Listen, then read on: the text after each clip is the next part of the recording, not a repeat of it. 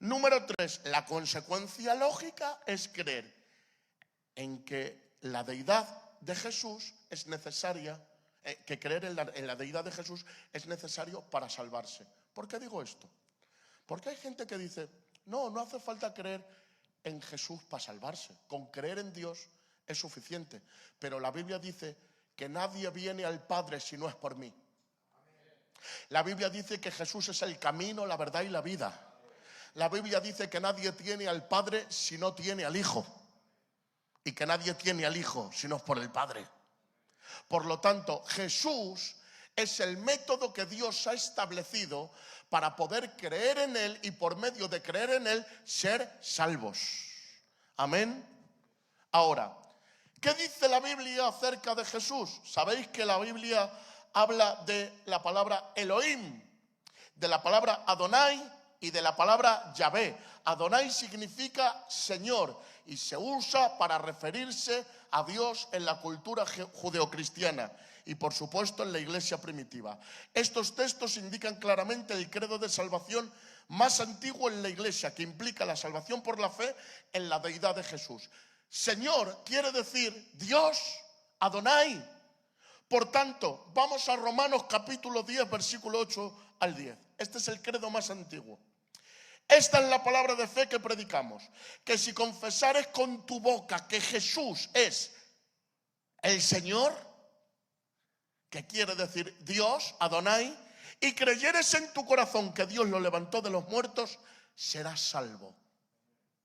Ahora bien, esto que está diciendo Pablo es lo que dice el libro de Job en el capítulo 2, el versículo 32, cuando dice: y todo aquel que invocar el nombre de Jehová será salvo. Amén. Proceso lógico. Si está invocando a Jehová en el Antiguo Testamento y Pablo está diciendo ahora en el Nuevo, porque todo aquel que invocar el nombre del Señor será salvo, entendemos una cosa, que el Jehová de Joel capítulo 2 es el Señor que dice Pablo. Jehová es Jesús. Amén. Ahora vamos a interpretar y ahora sí vamos a entrar de lleno en materia. Si Jesús es Dios, ¿dónde lo dice claramente, pastor? Juan capítulo 1. Vamos a leer muchos versículos, pero Juan capítulo 1, versículo 1 es la carta magna de la deidad de Jesús. Y en el principio era el Verbo, y el Verbo era con Dios, y el Verbo era Dios. Ahora, hermanos, me encanta esto. ¿Quién está escribiendo? Está escribiendo Juan, el apóstol, el que se tumbó en su pecho y escuchó los latidos de su corazón, el que miró la profundidad de sus ojos, el que contempló cómo levantaba a la hija de Jairo, el que se transfiguró delante de él, el que le vio muriendo en una cruz por los pecados de la humanidad, y el que después de 3 días le vio resucitado, inmaculado y preparado para ascender y subir al Padre. Lo vio él, por eso dice, y vimos su gloria, gloria como la del unigénito del Padre. Y luego tiene que decir lo que era desde el principio, lo que hemos oído, lo que hemos visto con nuestros ojos, lo que hemos contemplado, lo que palparon nuestras manos tocante al Verbo de vida, porque la vida fue manifestada y la hemos visto y testificamos y os anunciamos la vida eterna, la cual estaba con el Padre y se nos manifestó. Lo que hemos visto y oído, eso os anunciamos. Ay, Dios mío, siento a Dios ahora. Esto no lo dice MacArthur. Esto no lo dice Paul Washer. Esto no lo dice Samuel Pérez Milló.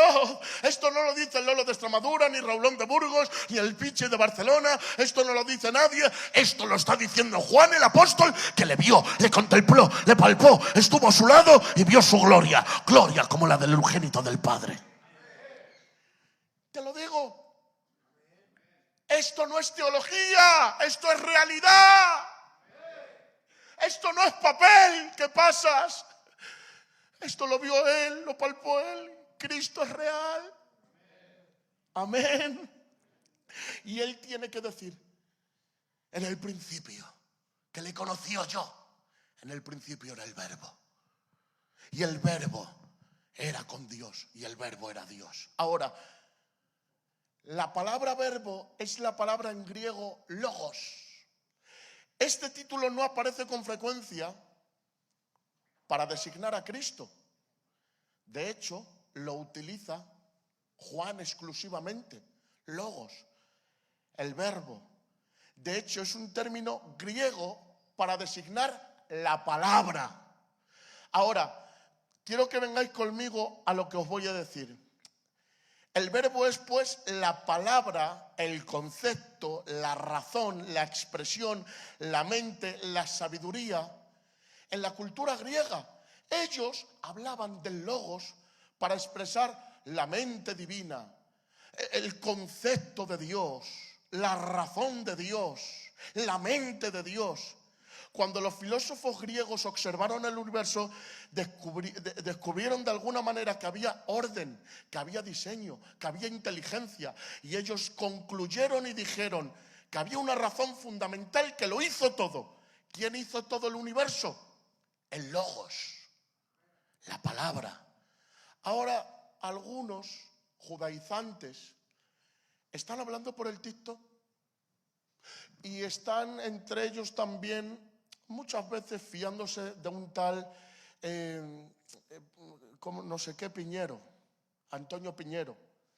Porque ellos dicen, claro, es que Juan está utilizando lo del logos griego como concepto que aprendió y lo metió ahí en el Evangelio, se copió de los griegos.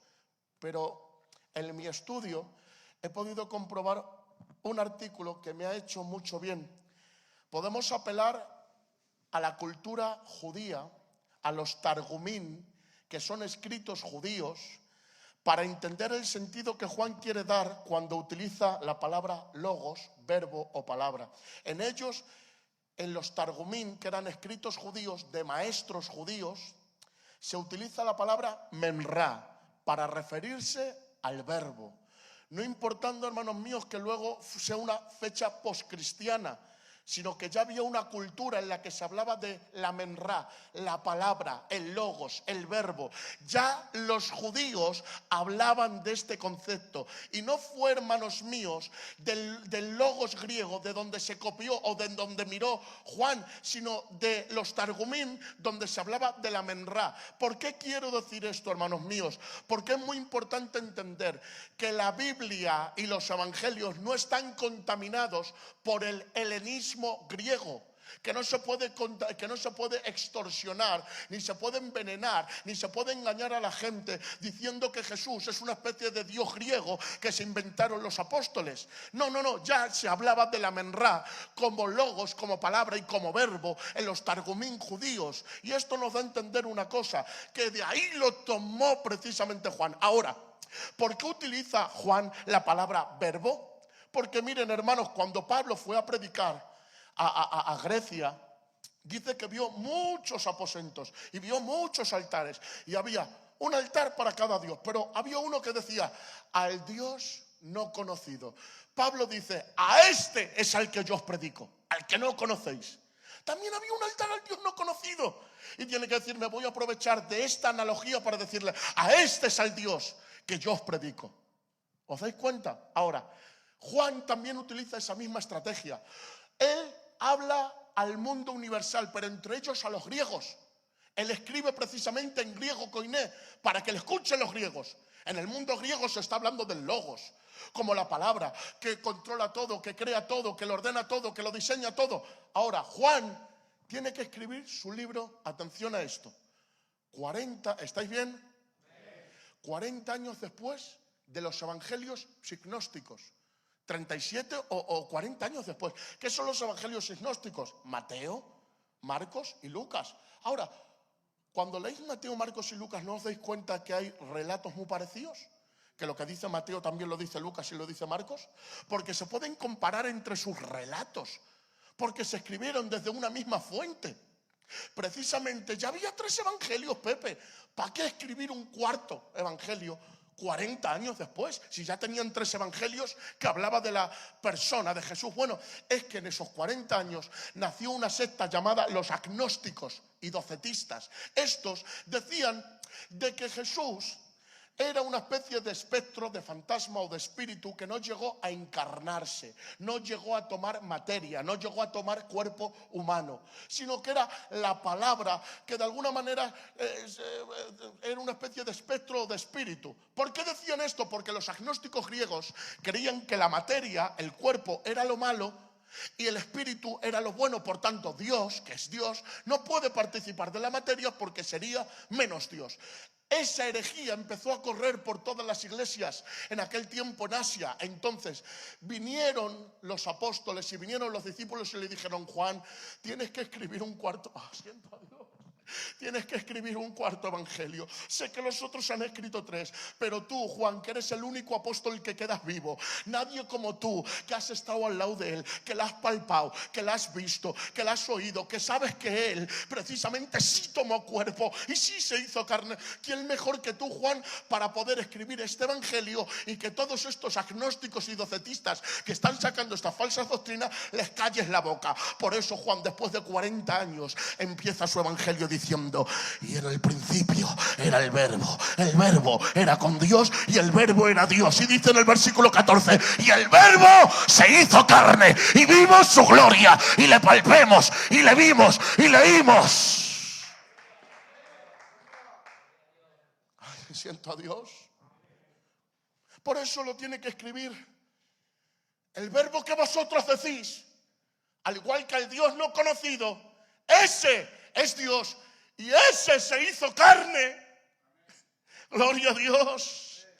Ahora, en este punto tengo que hablar de que no solo los targumín judíos hablan de la menrá como el verbo, sino de que ya también en el Antiguo Testamento, en el capítulo 8 de Proverbios, se habla de la sabiduría como el verbo de Dios, la sabiduría de Dios.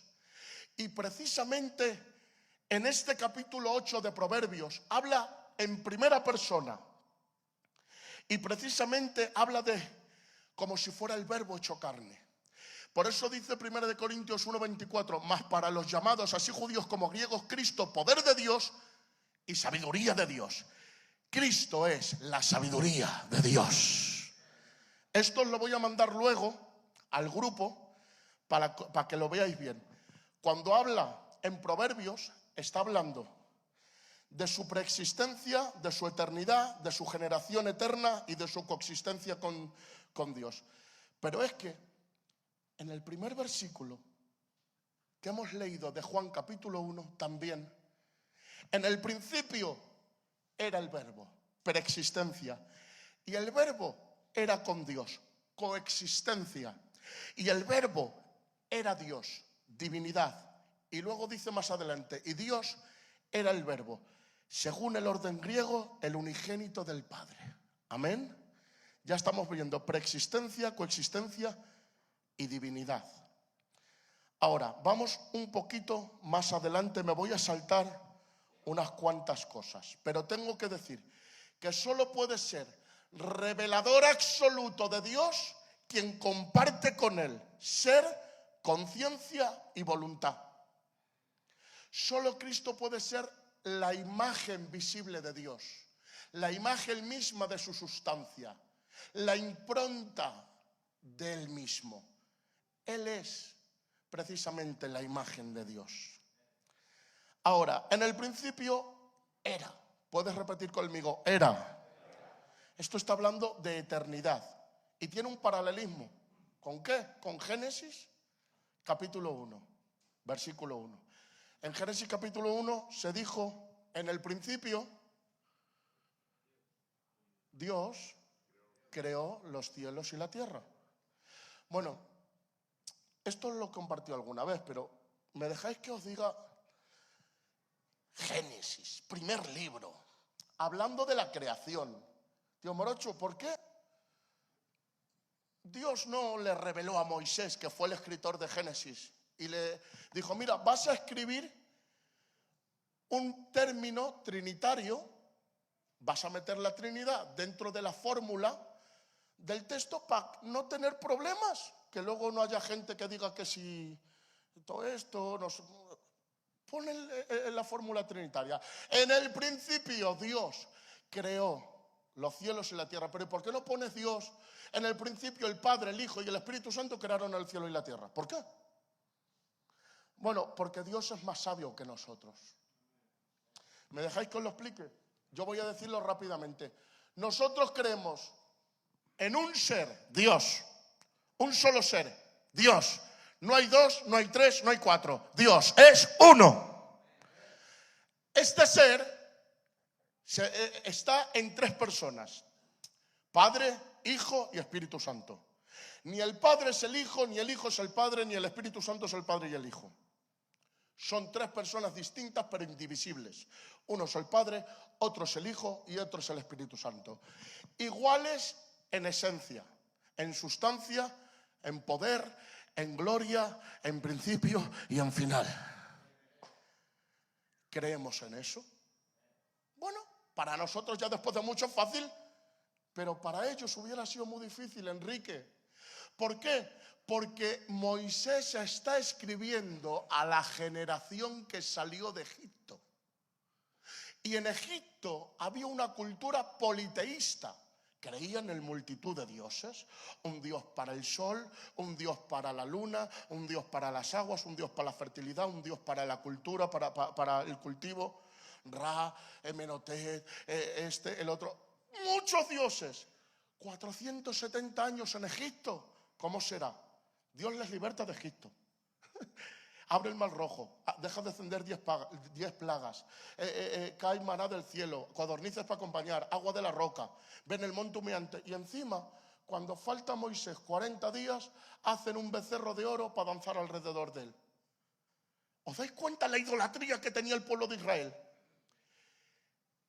Si Dios llega a revelar la fórmula trinitaria a una generación intoxicada por el politeísmo y la idolatría, hubieran confundido la fe y hubieran creído que Padre, Hijo y Espíritu Santo son tres dioses. Por eso les tiene que meter Moisés en la tierra y darles el primer mandamiento. Diles lo siguiente, el Shema de Israel. Oye, oh Israel, Jehová tu Dios, uno es, uno es, uno es, uno es, uno es. Eso lo tenían que hablar por la mañana, por la tarde, por la noche. Era cultura, lo tenían que aprender los niños, lo tenían que memorizar. Jehová tu Dios, uno es, un pueblo monoteísta. Después del tiempo, Dios reveló a Jesucristo a través de la iglesia para que entendieran que es un Dios en tres personas: Padre, Hijo y Espíritu Santo. Ahora, mirar si Dios es grande, que ya en el versículo de Génesis capítulo 1, implícitamente, es decir, de una manera oculta, ya estaba manifestándose la revelación de la Trinidad. En el principio Dios creó los cielos y la tierra. Y la tierra estaba desordenada y vacía. ¿Y qué dice? ¿Y el Espíritu? O sea, ya está ahí el Espíritu, pero ya está también Dios. ¿Y dónde está Cristo? Bueno, pues vámonos a los escritos originales en hebreo. En hebreo original dice: en principio Elohim Aleph Tau creó los cielos y la tierra. Vamos a traducirlo. Aleph Tau es la primera y la última letra del alfabeto hebreo. Por tanto, la transcripción sería: en principio, el principio, porque el principio no es la creación, el principio es Dios. En principio, el principio y el final. ¿Sabes cómo se escribe Tau? Aleph Tau. ¿Sabes cómo se escribe Tau en hebreo?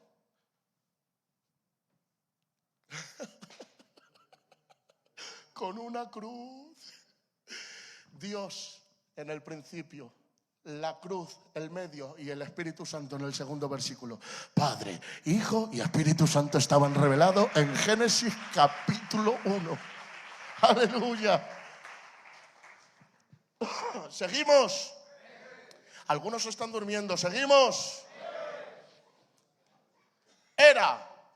Está hablando de la preexistencia de Dios. Versículos, ¿queréis versículos? Juan capítulo 17, versículo 24. Padre, aquellos que me has dado, quiero que donde yo estoy, también ellos estén conmigo, para que vean mi gloria que me has dado, porque me has amado desde antes de la fundación del mundo. Juan 8, 58. De cierto os digo, antes de que Abraham fuese, yo soy. Juan 17, 5. Y ahora glorifícame tú, Padre, junto a ti con la gloria que tenía contigo antes de que el mundo existiera. Amén. El ser eterno solo corresponde a Dios. Nadie es eterno aparte de Dios. El hombre es sempiterno. ¿Qué quiere decir eso? Que no tenemos final de días, pero principios, hermanos, y final solo Él es eterno. Amén. Seguimos adelante. Esto es precioso. En el principio era el verbo, y el verbo era con. Hemos hablado de la preexistencia, ahora de la coexistencia. Es decir, el verbo que es el Hijo estaba con el Padre. Y esto tiene un propósito, porque el apóstol lo explica por revelación del Espíritu. Dice, en el principio era el verbo, y el verbo era con, y luego dice, y el verbo era Dios. Pero ese con implica una cosa, para que no se confundan los testigos de Jehová, para que no confundan los arrianos, para que no confundan los unicistas, que dicen, el Padre, el Hijo y el Espíritu son uno solo, que se manifiesta a veces como Padre, a veces como Hijo y a veces como Espíritu, pero es el mismo. No. Uno es el Padre, otro es el Hijo y otro es el Espíritu. Y ahora, el apóstol por revelación dice, en el principio era, pero también el verbo estaba con, que es un verbo que implica una personalidad e identidad propia enfrente de otra. El texto griego implica que el verbo estaba enfrente de Dios y que es una subsistencia aparte del Padre. Así que estas dos declaraciones tienen que ir juntas. Era con Dios y era Dios. Amén. Porque Dios, que mandó que la luz resplandeciese en las tinieblas, es el que resplandeció en nuestros corazones para iluminación del conocimiento de la gloria de Dios en la faz, en el rostro de Jesucristo. ¿Qué quiere decir esto? Que el Hijo, al tener enfrente al Padre, resplandecía el Padre en él y él en el Padre. Por eso se le llama la estrella resplandeciente de la mañana, porque el Padre recibe la luz del Hijo y el Hijo la luz del Padre, porque el uno y el otro están enfrente. El Hijo enfrente del Padre y el Padre enfrente del Hijo. Pero ahora, esto implica unidad e implica relación en la Trinidad. El Hijo está enfrente del Padre. Pero luego hay gente que es capaz de decir que Dios y el Padre se separaron en la cruz. Dice la Biblia que cuando dijo, Elí, Elí, Dios mío, ¿por qué me has desamparado? Utilizan ese versículo para decir que el Padre y el Hijo se separaron. Tengo que decir que eso es una herejía. ¿Os acordáis que estuvimos hablando de lo que es ontología, lo que pertenece al ser? Dentro de la ontología trinitaria, el Padre no se puede separar del Hijo, ni el Hijo del Padre, porque eso implicaría que el Hijo dejaría de ser Dios y que la Trinidad se disolvería. Pero pastor, entonces, ¿cómo aplicamos y cómo interpretamos ese versículo del desamparo? Bien, la palabra del Señor nos dice precisamente que el Hijo estaba enfrente del Padre. Ahora, escucha bien lo que te voy a decir. El Hijo, dice la Biblia, que se hizo pecado. ¿No lo dice la Biblia? Isaías 52, 14. Cómo se asombraron de ti muchos, de tal manera fue desfigurada de los hombres su parecer y su hermosura más que los hijos de los hombres. Y luego dice, porque a ti te ha placido cargar sobre mí el pecado de los injustos. Y dice exclusivamente, sobre mis espaldas. Ay, mi alma te alaba. Ahora, atención, la palabra desamparado quiere decir ancataleipo, que quiere decir en una acepción dejar atrás. Ah, Dios mío, lo voy a volver a repetir, dejar atrás.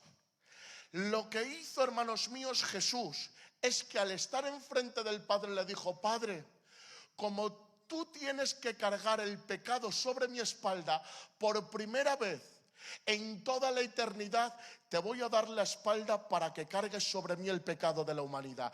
Pero Dios, que es muy santo de ojos, viendo el pecado enfrente de sí, que estaba siendo cargado por las espaldas del Hijo, el Padre también tuvo que darse la vuelta y dar la espalda al Hijo. Y por primera vez los que estaban toda la eternidad enfrente se dieron las espaldas. Por eso, hermanos míos, esto habla de dejar atrás. Se dieron la espalda, pero no hubo desamparo.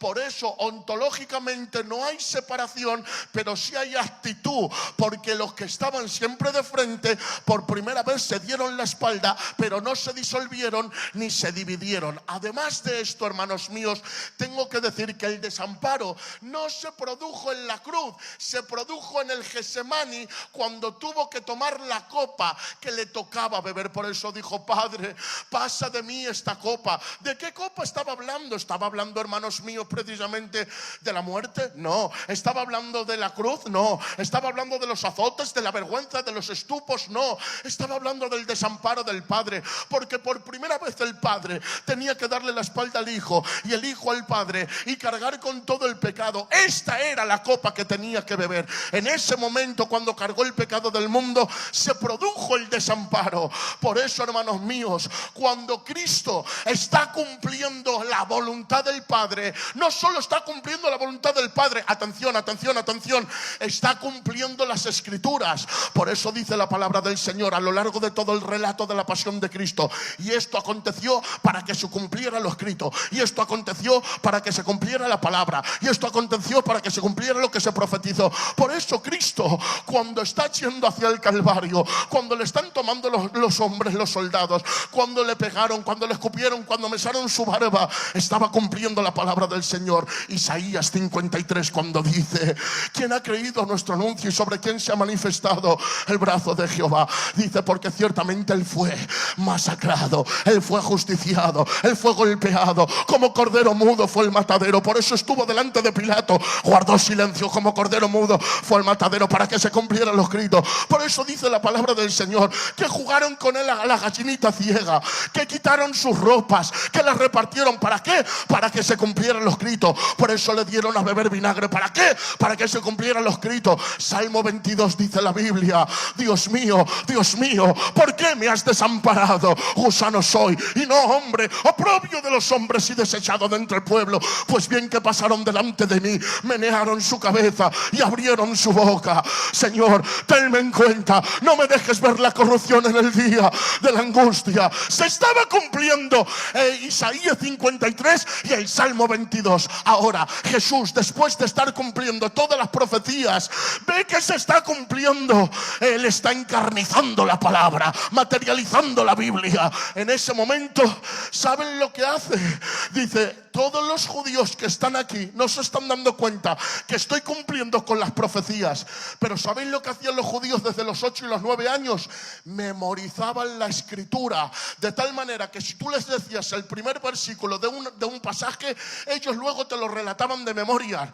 Jehová es mi pastor, y ellos te decían: nada me faltará, en lugares de delicados pastos me hará descansar. Les decía: pacientemente esperé en Jehová, y te repetían ellos: y él se inclinó a mí y oyó mi clamor. Les decías el Salmo 42: como el ciervo brama por las corrientes de las aguas, y ellos decían: así clama por ti, oh Dios, el alma mía. Porque se sabían los salmos de memoria. Jesús, siendo judío y teniendo un público judío, él, para que vieran que se estaba cumpliendo el Salmo 22 en él, levanta su cabeza y dice: a ver si os espabiláis, a ver si os refresca la memoria, que estoy cumpliendo el Salmo 22. Dios mío, ¿por qué me has desamparado? Para que vieran que en él se estaba materializando la palabra de Dios. Por eso no es que Jesús tenga dudas del Padre, lo está diciendo con una sonrisa, lo está diciendo con gozo, diciendo: Padre, estoy cumpliendo tu palabra, estoy haciendo tu voluntad, he renunciado a mi voluntad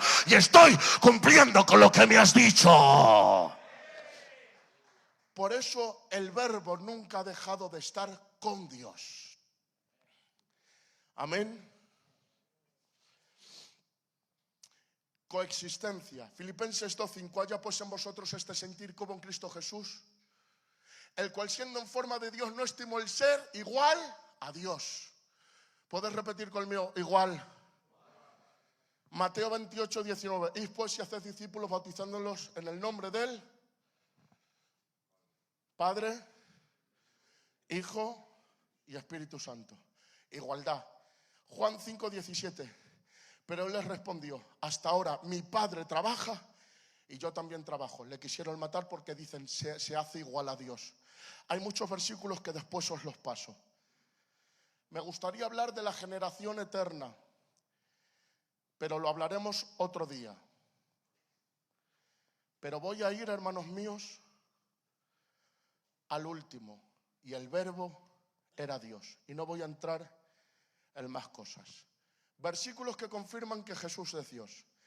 Primera de Timoteo 2:13: y sin contradicción, grande es el misterio de la piedad. Dios fue manifestado en carne. Tito 2:13: aguardando aquella esperanza bienaventurada y la manifestación gloriosa de nuestro gran Dios y Salvador Jesucristo. Juan 20:28: y Tomás respondió y dijo a Jesús: Señor mío y Dios mío. Hechos 20:28: por tanto, mirad por vosotros mismos y por todo el rebaño que el Espíritu Santo os ha puesto por obispos, para apacentar la iglesia de Dios, la cual él compró con su sangre. Dios tiene sangre, y sí, es el Hijo. Juan 8:58: Jesús les dijo: de cierto os digo, antes que Abraham fuese, yo soy. Juan 10:30: yo y mi Padre uno somos. Mateo 1:23: he aquí, una virgen concebirá y dará a luz un hijo, y llamará su nombre Emanuel, que interpretado es Dios con nosotros.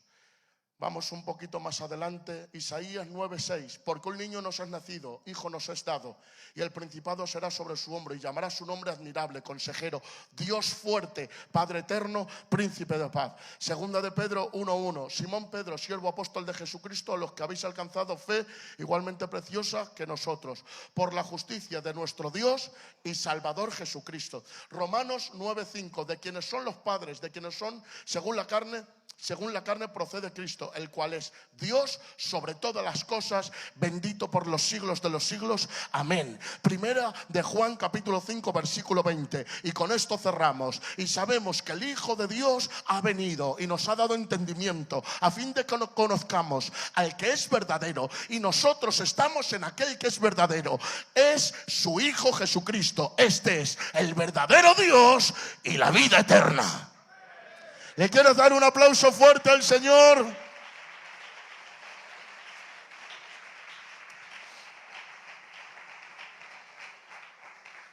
Bueno, os voy a pasar el estudio al grupo, pero se ha demostrado extrabíblicamente y bíblicamente y por medio de la teología que Jesús es Dios. Próximo estudio, vamos a tratar la encarnación del Verbo y vamos a estar tratando el nacimiento virginal, la unión hipostática, la kenosis y la comunicación de propiedades. No te lo pierdas porque va a ser un estudio profundo y de mucha bendición. ¿Te ha bendecido el Señor? Dale un fuerte aplauso a Dios y que Dios